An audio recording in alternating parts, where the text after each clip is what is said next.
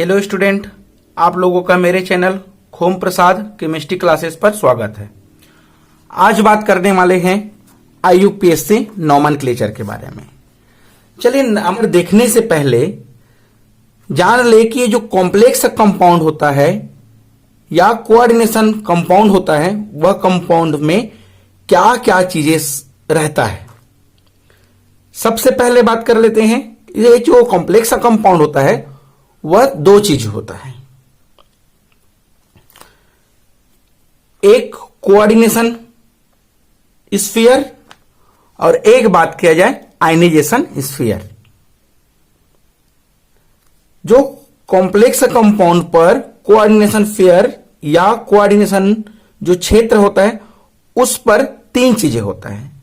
एक बोला जाए सेंट्रल मेटल, लिगेंड और कोऑर्डिनेशन नंबर।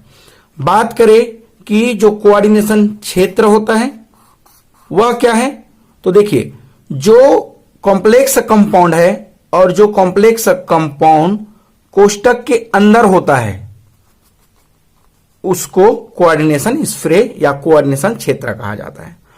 और इस कोऑर्डिनेशन को संतुलित बनाए रखने के लिए जो आयंस होता है उस आयंस को काउंटर आयंस या आयनाइजेशन स्फीयर कहा जाता है। बात करें कोऑर्डिनेशन स्फीयर के बारे में, तो इस कोऑर्डिनेशन स्फीयर में होता है सेंट्रल मेटल आयंस जो कि यहां पास कॉपर है, लिगेंड होता है जो कि मेटल लिगेंड के साथ जुड़ा हुआ है, तो ये होता है लिगेंड होता है। और उस लिगेंड की जो संख्या होता है उसको बोला जाता है कोऑर्डिनेशन नंबर। तो इस तरह से सेंट्रल मेटल होता है, लिगेंड होता है और कोऑर्डिनेशन नंबर होता है। तो इसी की नॉमेनक्लेचर को हम लोग एक सिस्टमेटिक तरीका से बताएंगे, जिसको कॉम्प्लेक्स कंपाउंड का IUPAC नॉमेनक्लेचर के आधार पर बताएंगे। देखते हैं यहां पास इस तरह से अगर कॉम्प्लेक्स कंपाउंड है, इस कॉम्प्लेक्स कंपाउंड में IUPAC नॉर्म लिखने के लिए कुछ रूल की आवश्यकता होती है। उस रूल को इस तरह से समझा जा सकता है। सबसे पहले इस रूल में देखते हैं नेमिंग ऑफ आयंस। जो आयंस होता है उसके अकॉर्डिंग यहां पास हम लोग बात किए, जो इनमें बात किया जाए, एक है कोऑर्डिनेशन क्षेत्र और आयनाइजेशन क्षेत्र।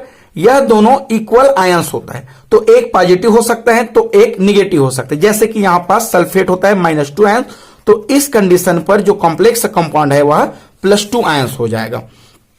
तो इस जब हम लोग IUPAC नॉमेनक्लेचर लिखा जाए तो देखिए कि यह कोऑर्डिनेशन कॉम्प्लेक्स कंपाउंड है जो कि कोऑर्डिनेशन स्फीयर के अंदर पर है, वह निगेटिव है कि पॉजिटिव। अगर देखा जाए पोटेशियम प्लस आयंस है तो यह क्या हो जाएगा, माइनस आयंस रह जाएगा। और इस तरह से इस एग्जांपल की बात किया जाए, क्लोराइड माइनस आयन है तो यह क्या हो जाएगा, कॉम्प्लेक्स कंपाउंड प्लस चार्ज वाला हो जाएगा। तो इस तरह से जब आयंस की नॉमेनक्लेचर लिखा जाता है तो आयंस की नॉमेनक्लेचर लिखने के लिए सबसे पहले जो पॉजिटिव आयंस होता है उसकी नाम लिखेंगे, सेकेंड नंबर पर लिखेंगे नेगेटिव आयंस की नाम लिखेंगे। तो देखते हैं पॉजिटिव आयंस कैसे। इसमें देख रहे हैं पोटेशियम पॉजिटिव है और जितना कॉम्प्लेक्स कंपाउंड में जो कोऑर्डिनेशन स्फीयर है वह नेगेटिव आयंस है, तो इसमें पहले पोटेशियम को लिखा जाएगा।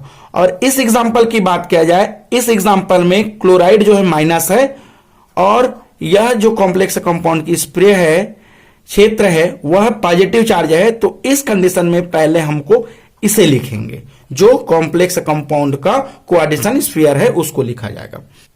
इस एग्जांपल की बात किया जाए तो इस एग्जांपल में जो कि पोटेशियम जो है प्लस आयन है, तो पहले इस एग्जांपल में हमको पोटेशियम को लिखना है, उसके बाद लिखेंगे जो कोऑर्डिनेशन स्फीयर है उसको लिखा जाएगा।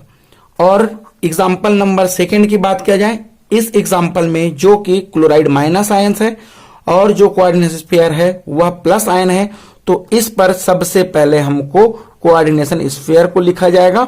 उसके बाद जो क्लोराइड जो कि नेगेटिव आयंस है उसको लिखेंगे। तो अगला IUPAC नॉमेनक्लेचर में रूल नंबर सेकेंड देखें कि यह कोऑर्डिनेशन स्फीयर है, उस कोऑर्डिनेशन स्फीयर का आईयूपीएसी नोमेनक्लेचर कैसे किया जाता है। इस तरह से जो कोऑर्डिनेशन स्फीयर है उसकी जब आईयूपीएसी नोमेनक्लेचर की बात किया जाए तो कैसे लिखेंगे। सबसे पहले ये हमको पता है सेंट्रल एटम है, जो एमिन है वह है लिगेंड है, और यह जो साइड एटम है या यह जो है काउंटर आयंस है। तो यह जो चीजें होता है कोऑर्डिनेशन स्प्रे होता है। इस कोऑर्डिनेशन नंबर स्प्रे की बात किया जाए तो सबसे पहले लिगेंड को लिखेंगे, जो कि इस पर लिगेंड एमिन है, और इस लिगेंड को लिखने से पहले जो लिगेंड की संख्या है वह लिगेंड की संख्या 2, 3, 4, 5, 6 इस तरह से हो सकता है। अगर 2 रहे तो उस लिगेंड की संख्या में हम लोग प्रीफिक्स जो लिखेंगे वह प्रीफिक्स जो रहेगा डाई होगा। 3 का रहेगा लिगेंड, 3 लिगेंडों की संख्या रहेगा वहां पर ट्राई। लिगेंड की संख्या 4 हो तो टेट्रा, लिगेंड की संख्या 5 हो तो पेंटा, और अगर लिगेंड की संख्या अगर 6 हो तो हेक्सा लिखा जाएगा। उसके साथ साथ अगर जो डाई है उस डाई को 20 लिखा जाता है, ट्राई जो रहेगा उसको ट्राइस लिखा जाएगा, टेट्रा को टेट्रा किस लिखते हैं, पेंटा यानी कि लिगेंड की संख्या जब 5 रहे तो इसको पेंटा किस लिखा जाता है, और अगर लिगेंडों की संख्या 6 जिसको हेक्सा या हेक्सा किस लिखा जाएगा। उसके साथ साथ यह जो लिगेंड है किसी भी कॉम्प्लेक्स कंपाउंड पर लिगेंड की संख्या सेम ना होकर लिगेंड की संख्या अलग अलग हो सकता है। उस कंडीशन पर हमको उस लिगेंड को लिखने के लिए अल्फा बेट के अकॉर्डिंग लिखना है। यहां पास अगर यह कोऑर्डिनेशन स्फीयर की बात किया जाए तो इस पर जो लिगेंड है उस लिगेंड की संख्या 6 तो है, लेकिन 5 एमिन है और 1 एक्वा है। इस कंडीशन पर एमिन और एक्वा की बात किया जाए तो अल्फाबेटिकल देखेंगे तो पहला नाम अल्फाबेटिकल के अकॉर्डिंग एमिन को लिखा जाएगा, सेकेंड नंबर पर लिखेंगे तो एक्वा को लिखेंगे। वह उसके बाद जब लिगेंड कंप्लीट लिंक लेंगे, लिगेंड लिखने के बाद लिखेंगे हम लोग सेंट्रल एटम को या सेंट्रल मेटल आयंस को लिखा जाएगा। जब सेंट्रल मेटल आयंस की बातें करेंगे तो जो कॉम्प्लेक्स कंपाउंड पर जो कोऑर्डिनेशन क्षेत्र है वह पॉजिटिव और निगेटिव हो सकता है। अगर वह निगेटिव होता है जैसे कि यह वाला जो कोऑर्डिनेशन कॉम्प्लेक्स है वह निगेटिव है, तो इस कंडीशन पे जो इनके लास्ट रहेगा उसके लास्ट में 8 जोड़ देते हैं। जैसे कि फेरस में लास्ट में अस को हटाकर उसके जगह में 8 जोड़ दे तो क्या हो जाएगा, ये फेरेट हो जाएगा। और अगर कॉम्प्लेक्स कंपाउंड जो कि इस तरह से पॉजिटिव वाला हो तो उस पॉजिटिव या जो न्यूट्रल रहेगा उसमें जो जैसा है उसको वैसा ही लिखेंगे। इस पर 8 लिखने की कोई जरूरत नहीं होगा। उसके बाद इस सेंट्रल मेटल आयंस की जो कि ऑक्सीडेशन नंबर निकालेंगे, तो इस कंडीशन में जो ऑक्सीडेशन नंबर है उस ऑक्सीडेशन नंबर को रोमन शब्दों में लिखा जाएगा। एग्जाम्पल 1, 2, 3 या 4 हो सकता है, और इस ऑक्सीडेशन नंबर को कोष्टक में बंद कर देंगे और इसके लास्ट में जो कि प्रीफिक्स लिखेंगे आयंस लिख देंगे। तो इस तरह से इसका आईयूपीएसी नोमेनक्लेचर किया जाएगा। यहां पास एक बार और लिगेंड को समझें। अगर लिगेंड निगेटिव लिगेंड रहे उस कंडीशन पर जो आइड है 8 है और 8 होता है उसके जगह में सभी में ई को हटाकर ओ लिख देंगे, तो इनका नाम आइडो, एटो और ईटो लिखेंगे। और अगर इस तरह से एग्जाम्पल की बात किया जाए ऑक्सलेट, तो ऑक्सलेट के इस एट में ई को हटाकर यहां पास एटो लिख देंगे, तो ऑक्सलेटो, साइनाइडो, नाइट्रो, इस तरह से इनका नाम लिखेंगे। और वैसे ही अगर लिगेंड न्यूट्रल हो, जैसे कि NH3 एमिनो, इसे एमिन कहेंगे, H2O एक्वा, CO कार्बोनिल और NO जिसे नाइट्रोसिल कहा जाएगा। और अगर लिगेंड जो रहे पॉजिटिव लिगेंड्स हो तो उस कंडीशन में उस पर यम करके ऐड कर देंगे, जैसे कि NO2 nitronium, NO plus ion nitrosylium. और अगर यहां पास जो निगेटिव आयंस देख रहे हैं, जैसे क्लोराइड और फ्लोराइड, फ्लोराइड को पुराने नाम में और क्लोराइड को पुराने नाम में फ्लोरो और क्लोरो कहते थे, लेकिन अब जो इनके नए नाम है उसको फ्लोराइडो कहा जाता है और क्लोराइड को क्लोराइडो भी कहा जाता है। इस तरह से क्लोराइड को क्लोराइडो कहा जाता है। इस तरह से इस IUPAC नोमेनक्लेचर को अगर संक्षिप्त में समझा जाए तो यही कह सकते हैं यहां पास कि सबसे पहले जो कॉम्प्लेक्स कंपाउंड है, इस कॉम्प्लेक्स कंपाउंड को दो भागों में बांटा गया है। एक है कोऑर्डिनेशन स्प्रे और एक है आयनिजेशन स्प्रे। तो अगर इन दोनों में जो भी पॉजिटिव होगा उसको पहले लिखेंगे और जो निगेटिव होगा उसको बाद में लिखा जाएगा। फर्स्ट में लिखा जाएगा पॉजिटिव को और उसके बाद सेकेंड में लिखा जाएगा निगेटिव को। और जो फर्स्ट होगा, जैसे कि कोऑर्डिनेशन कॉम्प्लेक्स कंपाउंड होता है फर्स्ट, जो कि पॉजिटिव आयंस है या हो सकता है निगेटिव आयंस, तब इस कोऑर्डिनेशन स्प्रे की बात किया जाए तो इस कोऑर्डिनेशन स्प्रे में सबसे पहले लिखेंगे लिगेंड को लिखेंगे, लिगेंड को लिखने के बाद मेटल को लिखेंगे, उसके बाद इस मेटल पर ऑक्सीडेशन नंबर कितना है उसे लिखेंगे। इस तरह से IUPAC नोमेनक्लेचर को लिखा जा सकता है। लिगेंड की बात की हम लोग, तो लिगेंड अगर सेम लिगेंड ना होकर अलग अलग लिगेंड हो तो उसको अल्फाबेटिकल अकॉर्डिंग लिखेंगे। और अगर सेम लिगेंड में लिगेंडों की संख्या 2, 3, 4, 5, 6 हो तो इस तरह से डाई, ट्राई, टेट्रा, पेंटा, हेक्सा लिखा जाएगा। मेटल की बात करें तो मेटल पर अगर जो मेटल है वह अगर निगेटिव आयंस हो तो उनके लास्ट में 8 लिखा जाता है, और अगर पॉजिटिव और न्यूट्रल हो तो इस पर 8 लिखने की जरूरत नहीं होगा। ऑक्सीडेशन की बात करें तो इस कंपाउंड का ऑक्सीडेशन नंबर निकाल लेंगे और ऑक्सीडेशन नंबर जब निकलेगा उस ऑक्सीडेशन नंबर को रोमन शब्दों में कोष्टक के अंदर लिखेंगे और लास्ट में आयंस लिख देंगे। और इस कंप्लीट हो जाने के बाद इसके लास्ट में काउंटर आयंस को लिखा जाएगा। इस तरह से IUPAC नोमेनक्लेचर को लिख लेते हैं। चलिए एग्जाम्पल के थ्रू समझते हैं IUPAC नोमेनक्लेचर को। यहां पास देखते हैं एग्जाम्पल पर इस कंपाउंड का IUPAC नोमेनक्लेचर देखते हैं।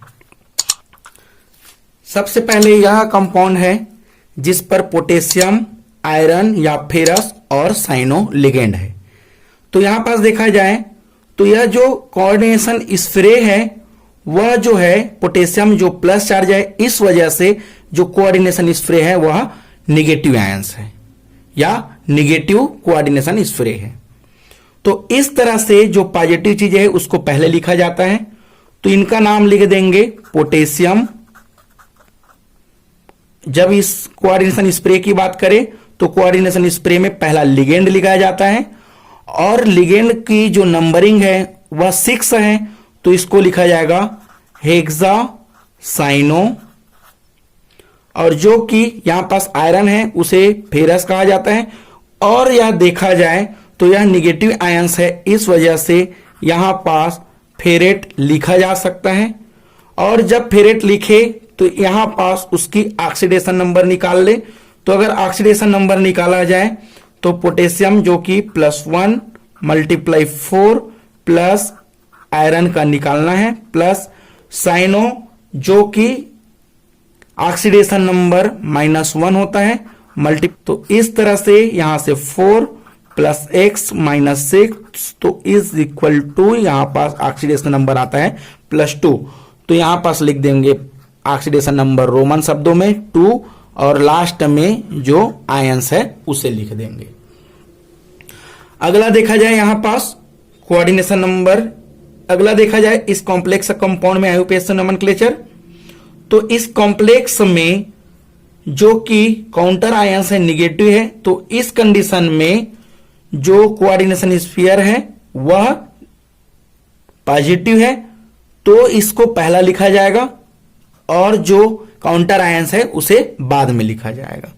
तो यहां पास नाम लिखा जाए तो यह मेटल है, यह लिगेंड है, और लिगेंड को पहला लिखा जाता है, मेटल को बाद में लिखा जाता है। और नंबर ऑफ लिगेंड जो कि 6 है, इस वजह से इसे लिखा जाएगा हेक्साइमिन, जो कोबाल्ट, और यह जो कि पॉजिटिव चार्ज है तो 8 लिखने की कोई आवश्यकता नहीं होगा। और इसके बाद इसकी ऑक्सीडेशन नंबर जो कि है यहां पास कोबाल्ट का ऑक्सीडेशन नंबर निकाल लिया जाए तो कोबाल्ट प्लस जो एमीन है तो इस जो न्यूट्रल फॉर्म पर है प्लस -3, इस तरह से इसका ऑक्सीडेशन नंबर जो रह जाता है 3 आयंस लिखा जाएगा। तो ऑक्सीडेशन नंबर के लिए पुराना वीडियो बना चुके हैं, उस वीडियो को एक बार जाके देखेंगे। क्वेश्चन नंबर 3 की बात करें तो इसमें जो है यह कोऑर्डिनेशन स्प्रे जो है पॉजिटिव चार्ज है और काउंटर आयंस नेगेटिव चार्ज है, तो पहले कोऑर्डिनेशन स्प्रे को लिखा जाएगा। तो इनका नाम हो जाएगा हेक्सा एक्वा क्रोमियम। आयंस की बातें करें तो इनका आयंस हो जाएगा 3 आयंस। इस कंपाउंड की बात करें, इस कंपाउंड में जो ऑक्सीडेशन नंबर है वह हो जाएगा कोबाल्ट क्रोमियम -1 0 0 -1 × 2। इस तरह से इसका ऑक्सीडेशन नंबर जो रह जाएगा 3 हो जाएगा। तो इनका नाम लिख ले, इसका नाम लिख दे तो सबसे पहले लिगेंड को लिखेंगे। लिगेंड इस पर 3 तरह से लिगेंड है। एक लिगेंड है ब्रोमो, एक्वा और एमिन। अल्फाबेटिकल बात किया जाए, एमिन पहले आएगा, फिर एक्वा, फिर ब्रोमो। तो इनका नाम लिख दे टेट्रा एमिन, एक्वा, ब्रोमो को लिखा जाता है ब्रोमाइडो या ब्रोमो, फिर कोबाल्ट।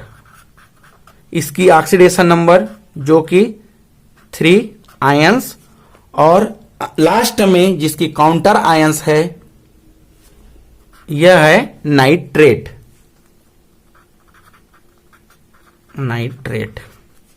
चलिए इस कंपाउंड की IUPAC नोमेनक्लेचर की बात करें तो DMG है यहां पास लिगेंड, और DMG का नाम होता है डाइमेथिल ग्लाइऑक्सोमेटो, डाइमेथिल ग्लाइऑक्सीमेटो। तो यहां पास IUPAC नोमेनक्लेचर देखा जाए और इसकी ऑक्सीडेशन नंबर जो कि पहले से दिया है 2 आयंस। तो इनका IUPAC नोमेनक्लेचर क्या होगा, डाई। अच्छा, इस डाई को जो कि कंप्लीट नाम है तो डाई लिखा जाए या इसे 20 भी लिख सकते हैं, 20 डाइमेथिल ग्लाइऑक्सीमेटो निकिल 2 आयंस। अगले क्वेश्चन की बात करें, इस तरह से जो क्वेश्चन है इसमें जो कंपाउंड क्रोमियम है उस क्रोमियम का ऑक्सीडेशन नंबर निकाल लिया जाए, -2 -1, इस तरह से इसकी ऑक्सीडेशन नंबर रह जाएगा +3। तो यहां पास लिखेंगे पहले लिगेंड्स की नाम और काउंटर आयन जो कि बाद में लिखा जाएगा। तो यहां पास है एक्वा और यह है क्लोरो। तो अल्फाबेटिकल की बात किया जाए तो एक्वा पहले आएगा, तो यहां पास हो जाएगा टेट्रा एक्वा डाइक्लोरो या डाइक्लोराइडो क्रोमियम